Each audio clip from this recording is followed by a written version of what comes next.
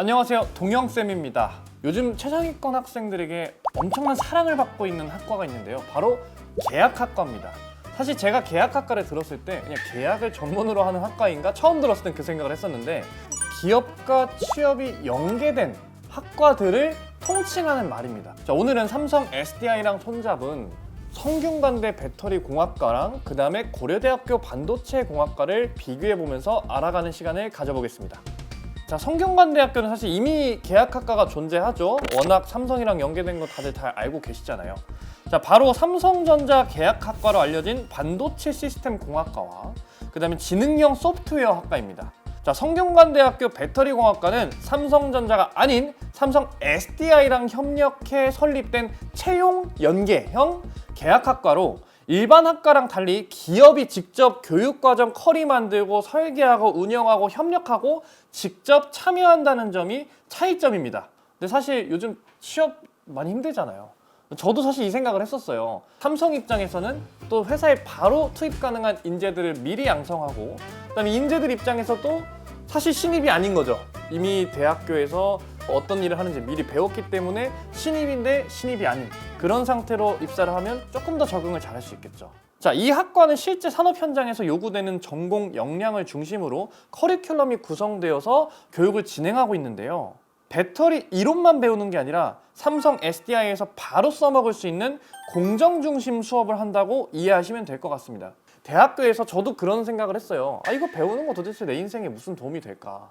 실제 생활에 어떤 도움이 될까? 하지만 이 학과만큼은 내가 바로 실제 현장에서 써먹을 수 있는 것들을 훈련하고 배우는 그런 과라고 보시면 됩니다. 자, 최소 채용 절차 통과자는 졸업 후에 삼성 SDI에 입사할 수 있습니다.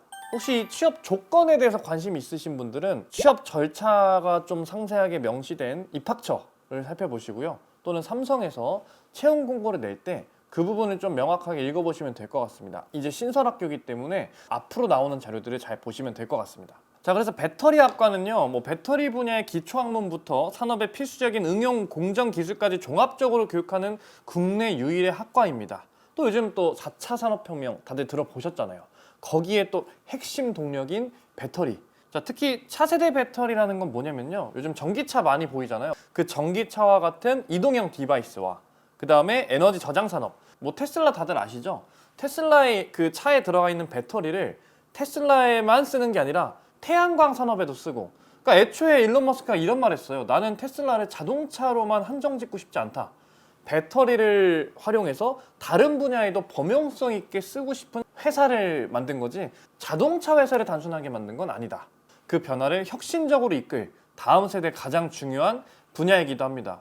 다음은 장학제도인데요. 일단 앞서 말씀드린 반도체 시스템 공학과랑 지능형 소프트웨어학과, 이 두 학과는요, 삼성 반도체 장학금이라는 것과 지능형 소프트웨어 장학금 두 가지가 대표적으로 있는데, 지급 기준을 먼저 보시면 반도체 시스템 공학과 입학자 전원 장학금 선정하고요. 장학 혜택은 2년간, 즉 4개 학기죠. 등록금 전액을 지원합니다. 대단한데요. 그 다음에 지능형 소프트웨어학과 장학금은 지급 기준이 또 전원입니다. 그냥 다 주겠다는 거죠. 그리고 장학 혜택은 3년간 등록금을 지원하고 있습니다. 이런 식으로 좀 파격적인 조건을 내걸다 보니까 인기가 좀 더 많아지는 것 같습니다. 대학교 들어가면 장학금은 어떻게, 또 대학교 졸업하면 취업은 어떻게, 이런 고민을 하시는 분들에게 있어서는 참 매력적인, 고민할 필요가 없잖아요. 그런 학과가 될 것 같습니다.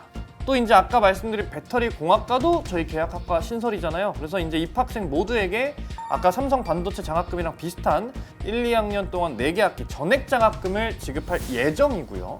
3, 4학년 동안에는 삼성 SDI 입사 전형을 통과한 모든 학생들에게 전액 장학금을 지급할 예정이라고 합니다. 단 아무나 받아갈 순 없겠죠. 열심히 기준을 충족하셔야 됩니다. 자, 다음으로는요, 전국 계약학과 중 가장 입결이 높은 학교 중에 하나고, 수능 최상위권 학생들이 대거 지원하는 학과입니다. 고려대학교 반도체공학과입니다. 일단 고려대 다들 어느 정도 아시잖아요. 당연히 스카이 중에 하나고, 고려대학교 반도체공학과는 2021년 SK하이닉스와 협력해 신설된 계약학과로 반도체 분야 글로벌 인재 양성을 목표로 SK하이닉스와 공동 개발한 교과과정, 산업체 인턴십, 현장 실습 등 계약학과에 걸맞게 하이닉스의 취업 연계가 가능한 학과입니다. 한쪽은 삼성, 한쪽은 SK 하이닉스. 오, 대단합니다. 특히 SK 하이닉스는 다들 아시겠지만 이번에 성과급을 엄청나게 많이 줬어요, 직원들에게. 동기부여가 거의 어깨가 여기까지 올라갑니다. 그래서 그런 SK 하이닉스랑 연계했다면 또 최근 기사를 본 학생들이라면 굉장히 매력적으로 다가올 수가 있습니다.